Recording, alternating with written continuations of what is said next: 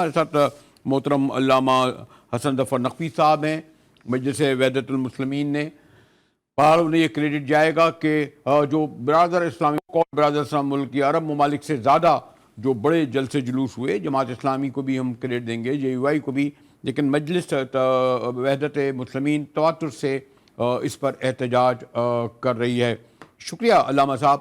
علامہ صاحب، میں نے جیسے ابتدا میں کہا کہ بڑی توقعات وابستہ تھیں یہ جو برادر عرب ممالک اور مسلم ممالک کے سربراہان کی ہوئی تھیں. اس سے سگنیفیکنٹ بات تھی کہ ایرانی سربراہ جو ہے تمام بالائے ترق کے پہنچے، لیکن ہوا کیا؟ اس کا نتائج کیا نکلے؟ اسرائیل تو وہ مغربی ممالک جو اسرائیل بمباری کر رہا ہے اسے کھلے عام اس کی حمایت کر رہے ہیں، لیکن غزہ میں فلسطینیوں کی شہادتیں 10,000 سے اوپر ہو گئی ہیں، اس پر صرف بیانے اور قراردادیں. جی علامہ صاحب. بسم اللہ الرحمن الرحیم. بسم اللہ الرحمن الرحیم. لا يحب اللہ الجہر بالسوء من القول الا من ظلم. مجاہد صاحب، سب سے پہلے تو میں آپ کا شکریہ ادا کرتا ہوں، اور یقین مانیں مجھے بہت خوشی ہے کہ میں آپ جیسے جرنلسٹ کے سامنے بیٹھا ہوں جو خود ایک حریت پسندانہ مزاج رکھتے ہیں. دیکھیے، میں آپ کو ایک بات عرض کروں، یہ بات تو طے تھی پہلے بھی سے بھی، جو اہل خبرہ ہیں وہ جانتے تھے کہ کچھ نہیں ہونے والا. اس کانفرنسوں کا اختتام یہاں پر ہوگا کہ بلی کے گلے میں گھنٹی باندھے گا کون. دیکھیے، جن لوگوں نے سفارت خانے کھول لیے، جن لوگوں نے تجارتی تعلقات قائم کر لیے، جو لوگ فیول ان کو دے رہے ہیں، یعنی جس کو کہنا چاہیے لاجسٹک سپورٹ دے رہے ہیں، تیل دے رہے ہیں، گیس دے رہے ہیں، ان سے آپ کیا توقع رکھتے ہیں؟ لیکن میں آپ کو ایک بات بتا دوں، دیکھیے، تاریخی طور پہ بھی اور مذہبی طور پہ بھی ایک حد ہوتی ہے نا ظلم کی، اس حد تک جاتا ہے. میں بارہا یہ بات کہہ چکا ہوں کئی پلیٹ فارم پر کہ یہ جنگ ختم نہیں ہونے جا رہی، یہ نقطہ آغاز ہے. یہ جو دنیا سمجھ رہی ہے نا، خاص طور پہ غربی دنیا، اس جنگ نے دیکھیے نتیجے کیا کیا دیے. یہ سمجھ رہے ہیں کہ یہ ختم ہو جائے گا، ملیا میٹ ہو جائے گا، جب کوئی آواز دینے والا ہی نہیں بچے گا، کچھ نہیں ہوگا، اسرائیل آ کے بیٹھ جائے گا. نہیں، ایسا نہیں ہے مجاہد صاحب. یہ عرش سے ٹکرا رہی ہیں بچوں کی صدائیں، یہ معصوموں کی صدائیں ٹکرا رہی ہیں، عرش سے ٹکرا رہی ہیں. میں آپ کو بتاؤں کہ پوری دنیا ایک جو نتیجے لے چکے ہیں نا، فلسطینی جیت چکے ہیں جنگ. میں آپ کو بتا رہا ہوں کہ 90% جنگ وہ جیت چکے.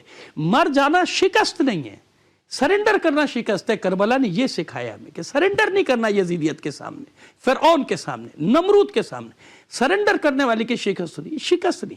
انہی نے مغرب کی جمہوریت کا پردہ چاک کر دیا، منافقت کا پردہ چاک کر دیا، ہیومن رائٹس کا پردہ چاک کر دیا، اسلامی ممالک کے سربراہوں کا پردہ چاک کر دیا.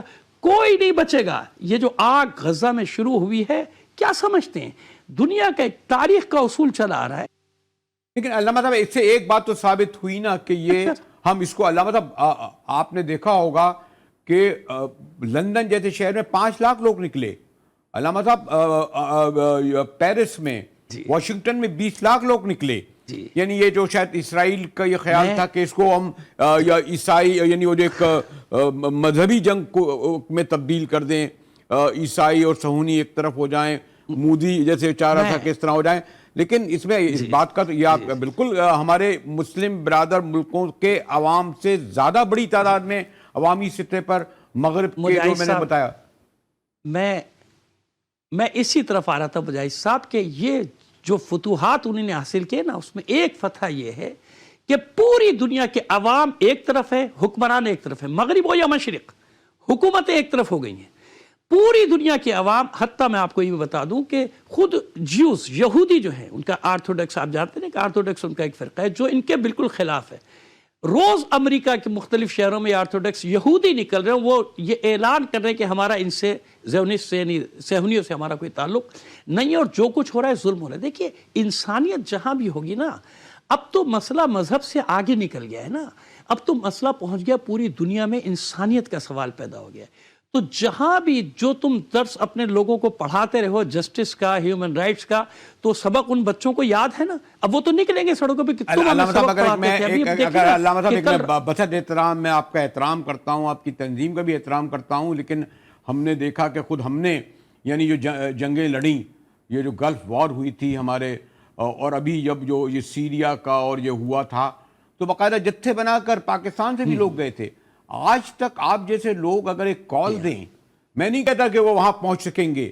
کیا وجہ ہے کہ یہ جو ہمارا یہ جو پاکستان اور ایران اور اس راستے میں ہوتے ہوئے علامتی طور پر ہی صحیح، جب آپ کربلا میں لاکھوں کی تعداد میں جمع ہوتے ہیں، جب آپ مکہ معظمہ میں لاکھوں کی تعداد میں عمرے کے لیے موجود ہوتے ہیں، تو آج تک اتنی بڑی جنگ جس میں 10,000 شہادت ہو گئی، آپ علامتی طور پر بھی یہ نہیں کہا گیا کہ ہم جتھے روانہ کر رہے ہیں 372 کا ہی روانہ کر دیتے، 330 کا کر دیتے؟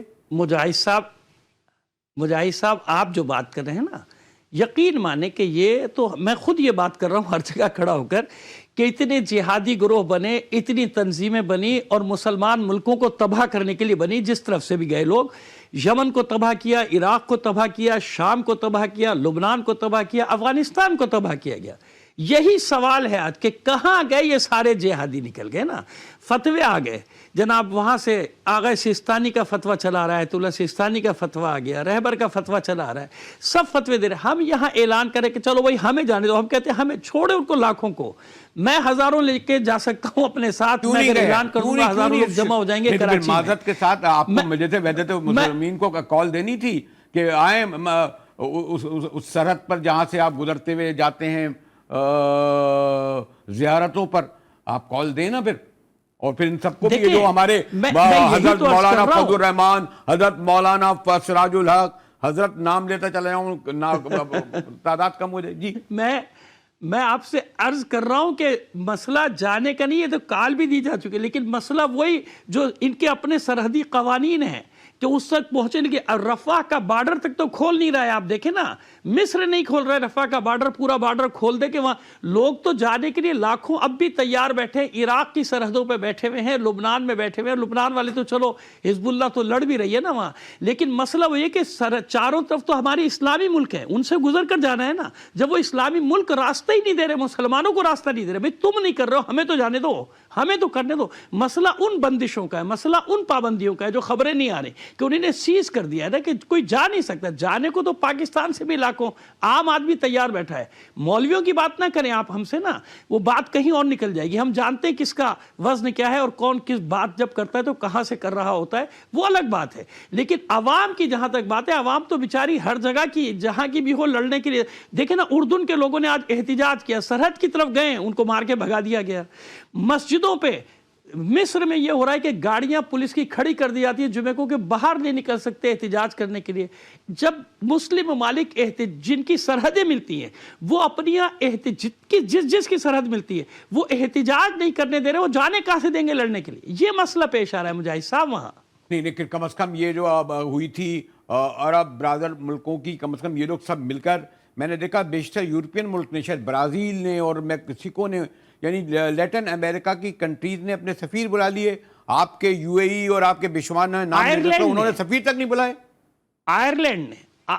آئرلینڈ میں کل سرکاری طور پہ احتجاج ہے، ان کے وزیر اعظم نے آج اعلان کر دیا، ابھی کی خبریں آپ کے چینلز پہ آ رہے ہیں، آئرلینڈ نے اعلان کر دیا، کتنے لوگوں نے اپنے سفیر واپس۔ یہی تو المیہ ہے نا کہ یہ کیا سمجھ رہے ہیں مسلم ممالک کہ اس طرح معاملہ ختم ہو جائے گا؟ میں یہی عرض کرنے جا رہا ہوں کہ ان کی بھول ہے، یہ آغاز ہے، ان سب کا منہ کالا ہو رہا ہے، ان سب کے دعوے باہر آ رہے ہیں۔ کہاں گئے وہ سارے اتنے بڑے بڑے جو لشکر بنائے تھے؟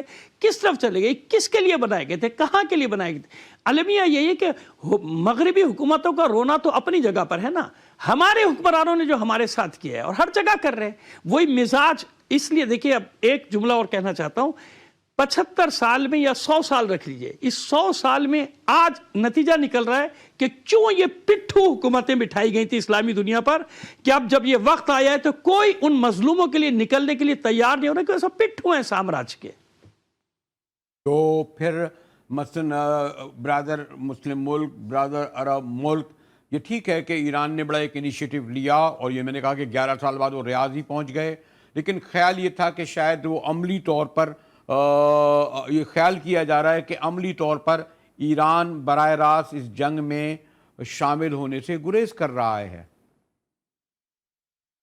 دیکھیے میں آپ کو ایک بات بتاؤں، میں نے بار بار آپ سے خدمت میں عرض کر رہا ہوں کہ اس کو اختتام نہ سمجھیں، یہ جنگ کا آغاز ہے۔ پہلے سب کو بے نقاب ہو جانے دیں اچھی طرح سے۔ ابھی صرف جنوبی لبنان سے جواب دینا شروع کیا گیا ہے۔ نہیں، اب کتنی شہادتیں دیکھیں گے علامہ صاحب؟ دیکھیں وہی والی بات آ جاتی ہے نا کہ सब पहलू बचा रहे हैं, सारे अरब ममालिक पहलू बचा रहे हैं कि हम इस जंग में, तीसरी जंग में ना कूदें। अगर फर्ज कर ले जिस तरफ आप इशारा कर रहे हैं ऐसा हो जाए तो आप क्या समझते हैं अरब ममालिक खुद उस पर अटैक नहीं कर देंगे? पहले अमेरिका ने किसके जरिए से अटैक कराया था? वो जो मुहाज खुलेगा ना वो उनके लिए जन्नत हो जाएगा इसराइल वगैरह के लिए कि ये अच्छा हुआ कि ये इधर भिड़ा दिया इन लोगों को। आप क्या समझ रहे हैं? माजी में भी ये हुआ ना कि वो सब इधर टूट पड़ेंगे कि आप कैसे मदाखलत कर रहे हैं हमारी जमीन के ऊपर। मुझे तो ये भी अफसोस हो रहा है, मुझे तो ये भी अफसोस हुआ कि हमारी निगरां हुकूमत के जो वज़ीर आज़म हैं वो चाइना गए या जहाँ जहाँ गए, इवन आज चाइना जैसा मुल्क जिससे हम बड़ी तवक्कुआत कर रहे थे वो अमेरिकी सदर से मिल रहा है। और मुझे ऐसा नहीं हुआ कि उनकी कोई मुलाकात किसी एहतजाज पर, किसी कंट्रोवर्सी पर ख़त्म हुई हो। यानी वो तीसरी बड़ी मईशत दूसरी बड़ी मईशत से मिल रही है। उनकी अगर बायलैटरल ट्रेड देखें तो वो अरबों में बढ़ रही है। सिवाय यानी वो भी ये तमाम ममालिक, तो इसलिए जो है अवाम इतने बड़े पैमाने पर दबाव नहीं डाल पा रहे अल्लामा साहब, मुस्लिम ममालिक के, अरब ममालिक के, उसमें पाकिस्तान जो सबसे बड़ा इस्लामी मुल्क है वो। मैं आपकी बात से एग्री कर रहा हूं कि ये चीन और ये अब सुपर ताकतें अपने मफादात देखती है। जब वो ये देख रहे हैं कि जब इस्लामी दुनिया में कुछ नहीं हो रहा ना, हमारी तवक्कुआत अपने ममालिक से, मैं बहुत एहतियात से गुफ्तगू कर रहा हूं कि जब वहां का ये हाल है कि उन अरब कंट्रीज का ये हाल है कि वो किसी एक कदम उठाने को तैयार नहीं, अपनी आवाम को इतनी इजाजत देने को तैयार नहीं है कि वो आवाम सड़कों पर निकल के आके एहतिजाज कर लें, इसके भी वो रवादार नहीं। इस हद तक वो सरेंडर कर चुके हैं। लेकिन मैं बार बार अर्ज कर रहा हूं कि ये अल्लाह के वादों में से एक वादा है, बिल्कुल ये वादा पूरा होना है। बेशक कुर्बानी, देखिए कुर्बानियां राजगार नहीं जाती है। 10,000 की जो आप बात करें ना, कौमों की तारीखों में 10,000 या 10 लाख का मसला नहीं होता, मसला होता है अचीवमेंट का, मसला होता है नताइज का। मैं जिसारत करूंगा, मौदबाना करूंगा, और मुझे इल्म है कि आपकी मजलिस ने बहुत बड़ा अहम किरदार किया है, लेकिन हम कौम इस बात का इंतजार करेगी कि मजलिस वहदत मुस्लिमीन जो है वो कब कोई बड़ा अमली कदम उठाएगी, कब कॉल देगी उसको। इंशाअल्लाह आप इसी 3-4 दिन में देख लेंगे, इंशाअल्लाह इन्हीं 3-4 दिनों में देख लेंगे। चलिए, अब अगर अल्लामा साहब ये कहते हैं कि जनाब इन 3-4 दिन में दे देंगे, अमली तौर पर, ख़ास तौर पर मजलिस वहदत मुस्लिमीन जो इस ख़ास तौर पर जो फ़लस्तीन का इशू है और जिसमें उन्होंने बड़ा अहम किरदार अदा किया है, देखते हैं कि शायद जब वो कॉल दें तो फिर इनको भी, जो हमारे बड़े बड़े जिन्हें इस वक्त सिर्फ फिक्र है कि कब इलेक्शन हो, कब वज़ीर बने, कब मुशीर बने, कब हुकूमत में सम्राट से महफूज हों, वो भी इनका साथ दें। देते हैं। मैं अल्लामा साहब आपका शुक्रिया करते हुए